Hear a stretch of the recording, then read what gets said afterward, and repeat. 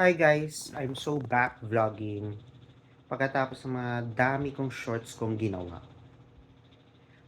Dahil malapit ng Autism Awareness Month, I would like to share to all of you na isa akong mild autistic. Totoo yun. Kung narinig niyo po yun, totoo yun. I was diagnosed with mild autism back when I was 1 year and 8 months. Actually, di na lang ako sa special school mga early years ko eh. Pero, may early intervention. Dumanas ako ng mga iba't ibang therapy like speech, behavioral, physical, and occupational. Lahat ng therapies na nadaanan ko na. Dinala ako sa inclusive setting or sa madaling salita, mainstreaming nung kinder 2 ako. Tuloy-tuloy ito hanggat grade 4 ako. Tapos yung grade 5, naging regular na ako. Naging regular student na ako na hindi kailangan ng assistance ng shadow teacher. Nung mga taon na yun, naiinggit ako sa mga kaklase ko eh. Kasi sila lahat normal, ako ang special eh. Gusto ko maging regular. I really wanted to fit in into the society of regular students. Tapos nung graduate ako ng grade 6, dinala ako ni mommy sa Quezon City Christian Academy kung saan walang SPED, kung saan puro regular. Sa totoo lang, hirap na hirap ako makifit in sa mga kaklase ko kasi lahat sila normal, ako lang ang special. Ako lang ang may autism, tapos hindi pa ako operada noon. Tapos nung third year high school ako, tuman ako sa matitinding operasyon. Yun yung dahilan bakit absent ako ng ilang buwan at kinailangan ako na mag-homeschool under the special agreement between my parent, teachers, and of course, sa principal. Tapos, nung after nung operation ko, naging normal ang lahat. Sunod-sunod na ang progress. Actually, nakayanan ko mag-adjust sa mga normal. Kahit walang assistance ng teacher, nakayanan ko. Mula elementary hanggang high school. Pero sa college, awa ng Diyos, nakaaral ako sa Lasal. So, nung first year ko, sabihin ko sa inyo, actually medyo nagsusurface na yung mga autism symptoms ko like tantrums. Actually nga sobrang dininay ko yung sarili ko na may autism ako kasi parang feeling ko na hindi ako tatanggapin ng mga tao nun eh. Actually, nung college ako, parang gusto ko pa rin makifit in sa mga normal. Actually, nakakaramdam ako ng openness na ang saya-saya ko kasi free ang community. Pero hindi ko alam na may nakakapansin sa akin. Tapos nung third year ako, parang lumalala na yung autism symptoms ko. Yung parang nag-regress.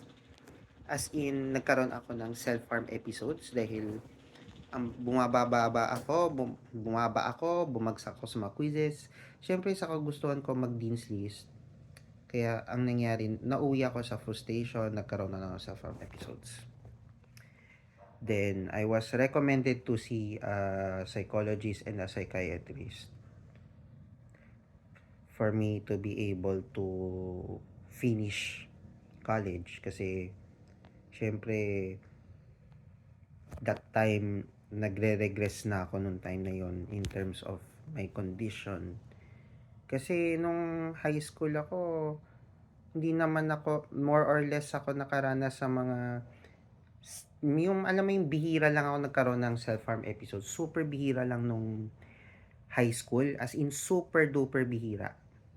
Pero nung third year, dun ako lumala. So, intense, no? So, sunod-sunod na to hanggang fourth year, as in yung last term ko sa Lasal. I was able to survive. Nakagraduate ako ng college. Nakapasa ako ng LET. Pero ang problema, nahihirapan ako maghanap ng trabaho. Kasi alam ng mga HR na may autism ako kasi mahina ako sa eye contact, mahina ako sa social cues. may mga repetitive behaviors ako kaya sobrang distraught ako nun. Kaya ako nag-masters ako.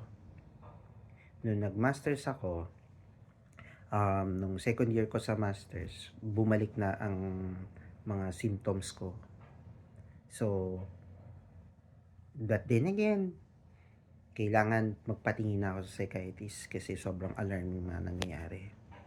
Mahabang kwento to kasi it's a very sensitive topic. Pero by the grace of God, nakatapos ako ng masters noong 2018. Nakapresent ako ng paper sa South Korea together with my groupmates, including Erica. Hindi ako leader nun. Kasi wala akong alam sa lesson study. Lesson study ang tawag doon sa research namin noon teaching of math under Dr. Elipane. Alam mo, may reflection sa mga pinagdaanan ko. Maari hindi ako makashare lahat-lahat kasi ang sabi nila, you don't need to be an open book to please people. I'm just here to spread and promote autism awareness. If in case na malaman nyo na may autism ako, ang hiling ko po sa inyo, huwag nyo po akong pagtatawanan. Huwag nyo po akong babuyin. Respetuhin nyo po ako bilang tao. Yun lang ang hiling ko sa inyo. I'm not asking you to like me, I'm not asking you to support me, but I'm asking you to respect me as a person. Since napakarampat ang social media, ang daming bashing, ang daming mga comments, may mga naririnig ako tungkol sa mga autism, mga hindi magagandang comments, mga hindi kaaya-aya, may mga natanggap ako mga comments like retarded, abnormal, sinto-sinto, peste, salot, masamang elemento, mga ganun. Many that. Marami ako nakakarinig mga ganyang comments.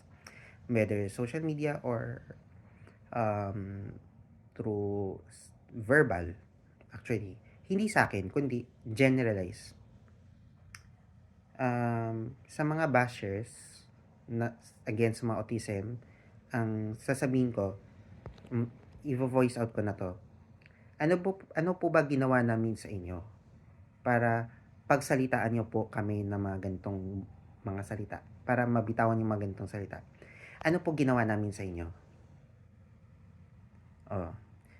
Kung sino man ang nakabatos ng mga comments ng hindi maganda tungkol sa pagka-autistic ko, pasensyahan lang tayo.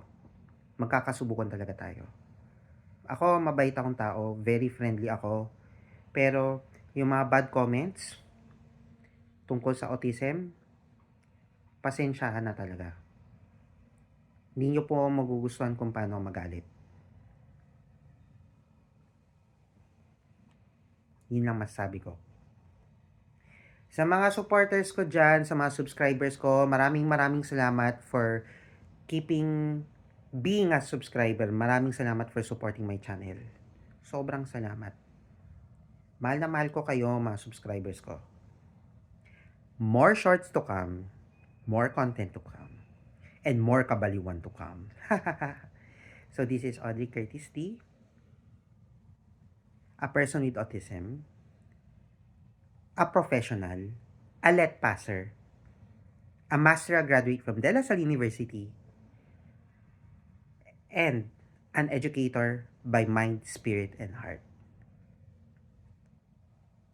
Ang payo ko sa inyo, let us be responsible in using our social media and using our words, lalo na pag magsalita. So, let's be responsible in all aspects. Maraming salamat po and God bless. Have a great day!